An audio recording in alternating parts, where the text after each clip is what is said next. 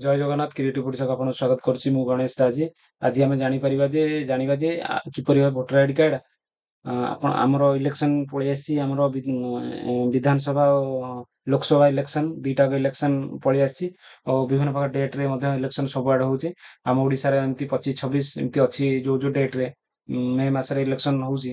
ସେ ସମସ୍ତେ ଭୋଟ ଦେବାକୁ ନିବେଦନ କରୁଛୁ। ମୁଁ ତ ସମସ୍ତେ ଭୋଟ ଦେବା ଆମେ।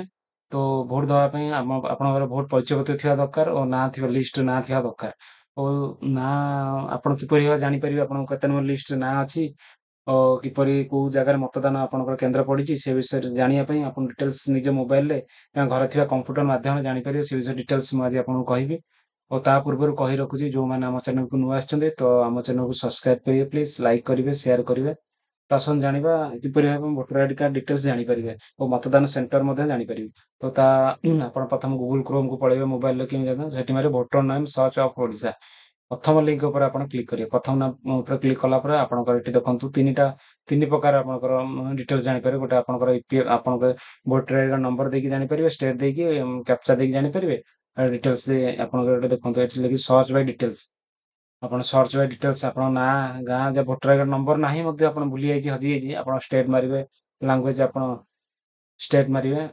ଷ୍ଟେଟ୍ ଆପଣ କୋଉ ଷ୍ଟେଟ୍ରେ ଅଛନ୍ତି ସେଇ ଷ୍ଟେଟ୍ ମାରିବେ। Language, middle name, surname, relative ବାପାଙ୍କ ନାଁ, ହଜବେଣ୍ଡ ନା, ସ୍ତ୍ରୀ ଲୋକ ହଜବେଣ୍ଡ ନାଁ ଲେଖିପାରିବେ।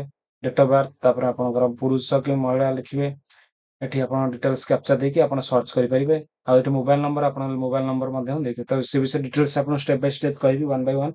ଆପଣ ପ୍ରଥମେ ସର୍ଚ୍ଚ ବାଇ ଡିଟେଲ୍ସ ମୁଁ କହୁଛି, ଦେଖନ୍ତୁ ଏଠି ଆପଣଙ୍କ ଡିଟେଲ୍ସ ଏଠି ଆପଣ କୋଉ ଷ୍ଟେଟ୍ ଅଛନ୍ତି ସେଠି ମାରିବେ ଓଡ଼ିଶା। ଆପଣ ଲାଙ୍ଗୁଏଜ ଓଡ଼ିଆ ମାରିଦେବେ, ଓଡ଼ିଆ ହେଇଯିବ।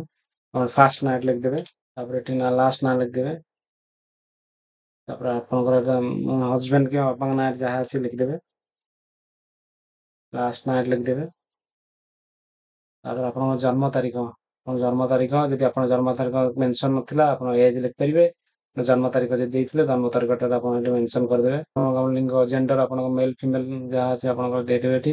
ଆପଣଙ୍କ ଡିଷ୍ଟ୍ରିକ୍ଟ କ'ଣ, ଆପଣ କୋଉ ଡିଷ୍ଟ୍ରିକ୍ଟରୁ ଆପଣ ଭୋଟ ଆପ୍ଲାଏ କରିଥିଲେ ଭୋଟର ଆଇଡି କାର୍ଡ କୋଉ ବିଲଙ୍ଗ କରୁଛନ୍ତି ସେଇ ଡିଷ୍ଟ୍ରିକ୍ଟ ନାଁରେ ଲେଖିବେ। ଆଉ କୋଉ ଆସେମ୍ବଲି ଯୋଉ ଡିଷ୍ଟ୍ରିକ୍ଟ ମାରେ ସେ ଡିଷ୍ଟ୍ରିକ୍ଟ ଆସେମ୍ବଲି ପଳେଇ ଆସିବ। ଆପଣଙ୍କର ସେଇ ଆମର ଭୁବନେଶ୍ୱର ନର୍ଥ ମାରିଲେ ଆପଣ କ୍ୟାପଚା କୋଡଟା ଏଠି ଯାହା ଲେଖା ଅଛି ସେମ୍ କ୍ୟାପଚା କୋଡଟା ଏଠି ଦେଇଦେବେ। ସର୍ଚ୍ଚ ମାରିଦେବେ।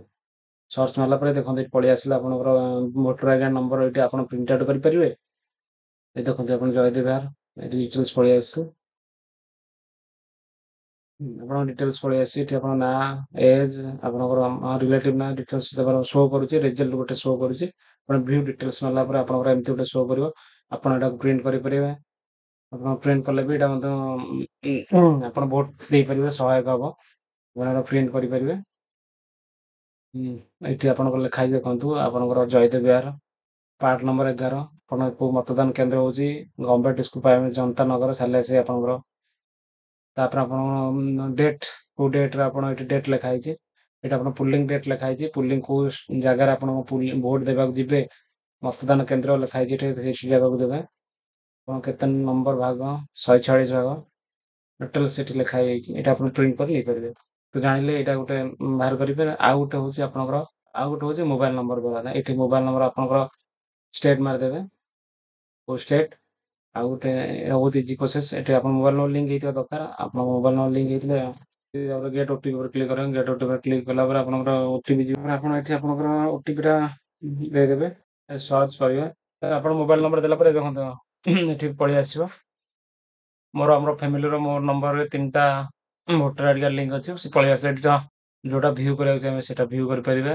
ମୋର 3ଟା ଡିଟେଲ୍ସ ଲିଙ୍କ ଅଛି। ଲିଙ୍କ ପଳେଇ ଆସିଲା। ମୋର ଡିଟେଲ୍ସ ମାରିଲେ ଡିଟେଲ୍ସ ପଳେଇ ଆସିଲା। ଏଟା ପ୍ରିଣ୍ଟ ଆଉଟ୍ ବାହାର କରି ମଧ୍ୟ ଆପଣ କରିପାରିବେ ପଢିବା। ତ ଏଭଳି ଭାବେ ଆପଣଙ୍କର ନିଜର ଭୋଟର ଆଇଡି କାର୍ଡର ଡିଟେଲ୍ସ ଜାଣିପାରିବେ।